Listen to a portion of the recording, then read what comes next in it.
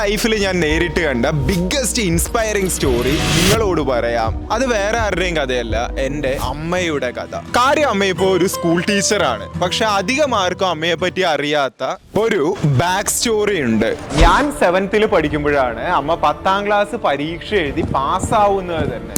അതും അമ്മയുടെ 43ാം വയസ്സ്. ഞാൻ 10th പഠിക്കുമ്പോഴാണ് അമ്മ +2 എഴുതി പാസ്സാവുന്നത്. ഞാൻ +2 പഠിക്കുമ്പോഴാണ് അമ്മ TTC എഴുതി ഒരു സ്കൂൾ ടീച്ചറായി മാറുന്നതും. അമ്മ +2 പാസ്സായതോ 48ാമത്തെ വയസ്സിൽ ടീച്ചർ ആയതോ ഒന്നുമല്ല എന്നെ ഇൻസ്പയർ ചെയ്ത കാര്യം. ശനി ഞായർ ദിവസങ്ങളിൽ അമ്മ പഠിക്കാനായിട്ട് ഇറങ്ങുമ്പോൾ സ്ഥിരമായിട്ട് കേൾക്കുന്ന ഒരു ഡയലോഗ് ഉണ്ട്. ആകെ കല്യാണം കാതുകുത്തും ഉള്ളത് തന്നെ ഈ ശനി ഞായർ ദിവസങ്ങളിലാണ്. ആ സമയത്ത് തന്നെ പുസ്തകവും എടുത്തിട്ട് ഇറങ്ങിക്കോളും. ഇന്ന് അതൊക്കെ പറഞ്ഞവരുടെ മുൻപില് അമ്മ ഒരു ഗവൺമെന്റ് സ്കൂൾ ടീച്ചർ ആയിട്ടാണ് തല ഉയർത്തി നിൽക്കുന്നത്.